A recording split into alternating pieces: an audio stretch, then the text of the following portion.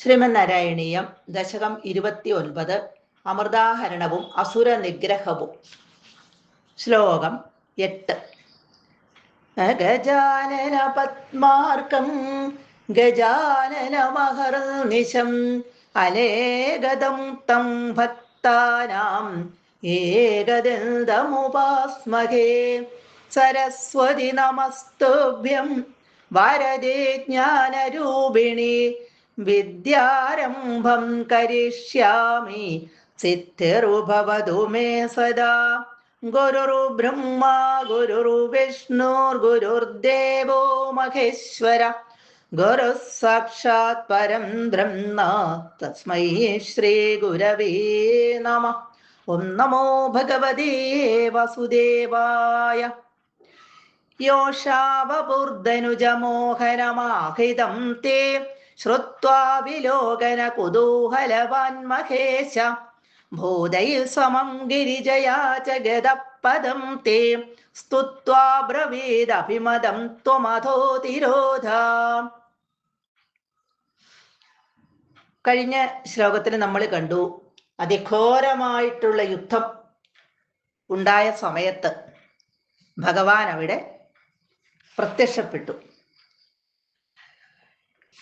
ദേവന്മാരെല്ലാം അസുരന്മാരുടെ അല്ലെങ്കിൽ ആ മഹാബലി എന്ന അസുരന്റെ മായയിൽ മയങ്ങിപ്പോയും എന്ന് കണ്ടപ്പോഴാണ് ഭഗവാൻ അവിടെ പ്രത്യക്ഷമായത്.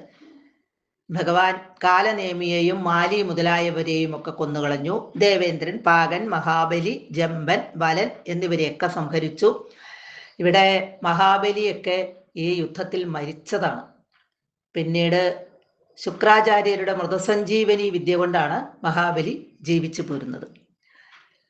ഉണങ്ങിയത് കൊണ്ടോ നനഞ്ഞത് കൊണ്ടോ കൊല്ലാൻ കഴിയാത്ത നമുജിയെ ഇവിടെ നുരക്കട്ട കൊണ്ട് ദേവേന്ദ്രൻ വധിച്ചു.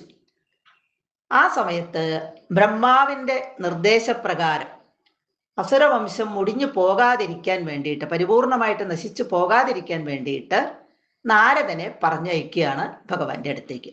നാരദൻ വന്ന് പറഞ്ഞപ്പോൾ ഭഗവാൻ ആ യുദ്ധത്തെ നിരോധിച്ചു.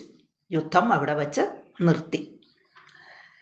ഇനി ഭഗവാന്റെ ഈ മോഹിനി രൂപത്തെ പറ്റി കേട്ട് അതൊന്ന് കണ്ടാൽ കൊള്ളാം എന്നൊരു കൗതുകം പരമശിവനുണ്ടായി.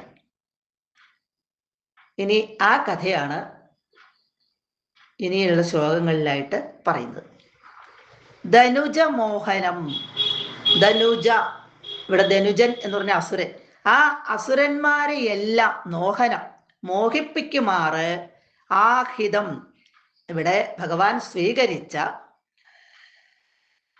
തേ അങ്ങയുടെ യോഷാവപു, ആ സ്ത്രീ രൂപത്തെ, യോഷ എന്ന് പറഞ്ഞ സ്ത്രീയാണ്, വപു ശരീരം, ആ സ്ത്രീ രൂപത്തെ, അതായത് ആ മോഹിനി രൂപത്തെ, അസുരന്മാരെയൊക്കെ മോഹിപ്പിച്ച ആ മോഹിനി രൂപത്തെ പറ്റി ശ്രുത്വ കേട്ടിട്ട് മഹേശൻ പരമശിവൻ വിലോകന കുതൂഹലവാൻ, അതൊന്ന് നന്നായിട്ട് കാണാൻ കുതൂഹലവാൻ, കൗതുകം തോന്നിയവനായിട്ട് പരമശിവനപ്പ ആ അതിസുന്ദരിയായിട്ടുള്ള ഭഗവാന്റെ മോഹിനി രൂപത്തെ ഒന്ന് കണ്ടാൽ കൊള്ളാമെന്ന് വലിയ ആഗ്രഹം.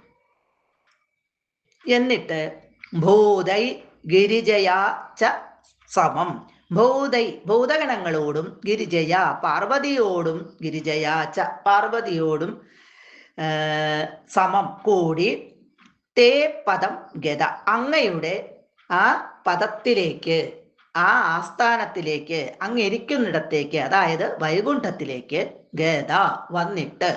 അപ്പൊ പരമശിവൻ ഭൂതഗണങ്ങളും പാർവതിയും ഒക്കെ ആയിട്ട് ഈ മോഹിനി രൂപം ഭഗവാന്റെ ഒന്ന് കാണാനായിട്ട് വൈകുണ്ഠത്തിലേക്ക് വന്നു. സ്തുത്വ ഭഗവാനെ നന്നായിട്ട് അങ്ങോട്ട് സ്തുതിച്ചു.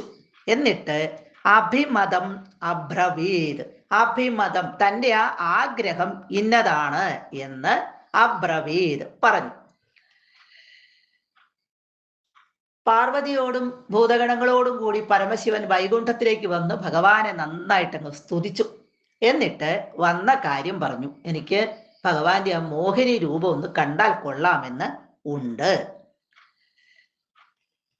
ഇത് കേട്ട വഴിയെ ത്വം അവിടുന്ന്, അധോ അവിടുന്നാകട്ടെ, തിരോധ ഉടൻ അവിടെ നിന്ന് മറയുകയും ചെയ്തു.